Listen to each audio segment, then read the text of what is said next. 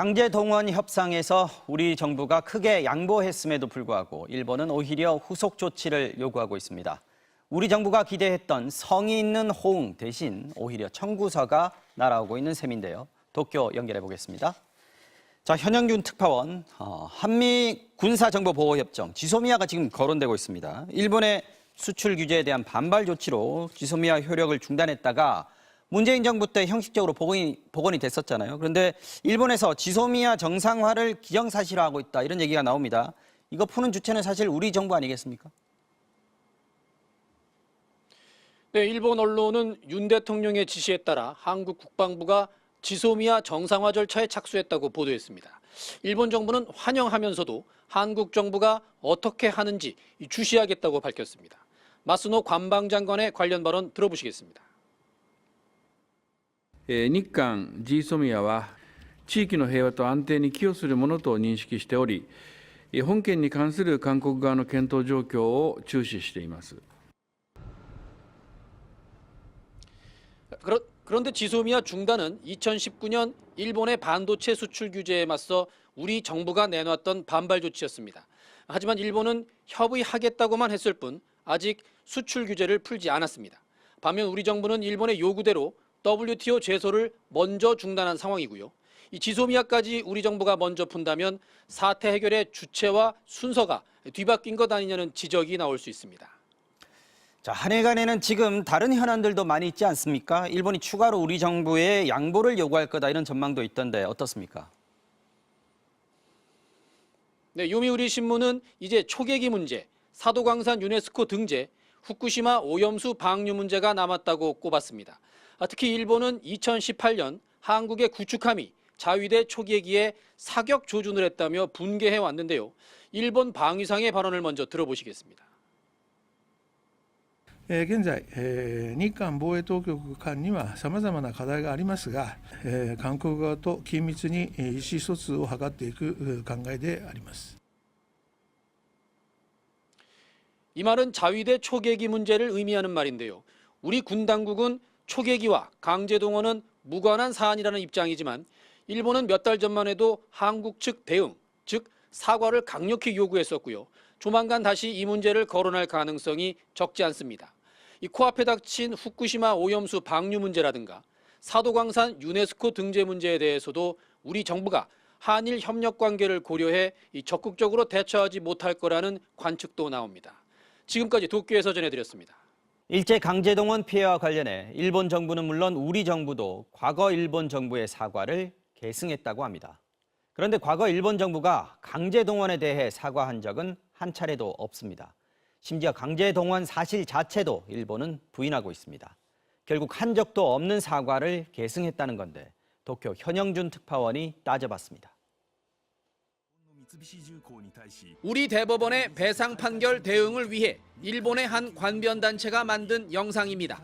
과거 미쓰비시 중공업의 일본 직원들에게 조선 노동자 실태를 묻습니다. 必ず全員にね、その給料袋が行き渡るようになってるんですよ。だから受け取った班をね、押すようになってる。それは社員と同じですから。全然申告してないよ。で、用でももう前取るんよ。今度外役があるから外役のも前取るんよ。 월급도 꼬박꼬박 줬고 가둬놓지도 않았으며 강제 노동도 없었다는 겁니다. 하지만 피해 당사자의 입장은 전혀 반영되지 않은 가해자의 시각입니다. 일본 정부도 다르지 않습니다. 일본군 위안부 문제는 1993년 고노다마를 통해 사과했지만 강제 동원은 사과한 적이 없습니다. 심지어 강제 동원 사실마저 부인했습니다. 지난 1월 유엔 인권검토회의에서 일본은 강제노동은 없었다고 공식 발표했습니다. 자유의사나 관청의 알선 또는 전시 징발로 일하게 된 경우도 있는데 이는 국제법이 정한 강제노동에 해당되지 않는다는 겁니다. 같은 맥락으로 일본 정부는 군함도와 사도광산의 조선인 강제노동도 부인해왔습니다. 強制労働が行われたかのような韓国側の主張はですね、我が国の立場に鑑み受け入れられないと、こういうことでございます。 결국 한 적도 없는 사과를 계승하는 것으로 일본에 면죄부를 준 셈인데 한일 관계를 연구하는 일본 학자들도 한국 정부가 지나치게 양보했다고 지적합니다. 結果、한국 정부가 일본 정부한테 양보할 수가 있나는 식으로 느꼈습니다. 거의 일본 정부가 주장한 내용하고 비슷한 내용이잖아요. 독일 전범 기업들의 배상 과정은 달랐습니다. 나치 독일의 지멘스, 폭스바겐, 바이엘 등 가해 기업들은 7조 원이 넘는 기금을 모아 폴란드와 체코 등의 피해자들에게 배상했습니다. 나치 강제노역 피해자들이 미국에서 소송을 냈고 미국이 독일을 압박했기 때문입니다. 도쿄에서 MBC 뉴스 현영준입니다. 우리 정부의 이런 파격적인 해법에 일본은 어떤 반응을 보였을까요? 도쿄 연결해서 알아보겠습니다. 자, 현영준 특파원. 자, 우리 정부가 성의 있는 호응 기대한다고 했는데 일본의 호응 조치 어떤 게 나왔습니까? 네, 먼저 반도체 수출 문제는 풀릴 전망입니다. 일본 정부는 2019년 이전 상태로 되돌릴 수 있도록 한국과 협의를 하겠다고 했는데요. 우리 정부가 WTO 분쟁 해결 절차를 중단하자 이런 반응을 내놓은 겁니다. 또 게일한넨 등 경제단체가 기금을 마련해 한국인 유학생을 지원하는 방안도 마련될 전망입니다. 그러나 모두 따지고 보면 강제동원 피해자들과는 무관한 조치들입니다. 또 피고 기업인 일본 제철과 미쓰비시 중공업은 1965년 청구권 협정으로 이미 끝난 문제다. 한국 정부의 국내 조치에 대해서는 언급할 입장이 아니라고 선을 그었습니다. 일본 정부의 한 관계자는 언론을 통해서 일본의 요구대로 결정될 것 이렇게 말했는데요. 막상 지나치게 일본에 유리한 해법이 나오자 오히려 걱정하는 의견들도 있습니다. 특히 앞으로 한국의 정권이 바뀌면 이 문제가 또다시 불거지지 않을까 우려하기도 했습니다.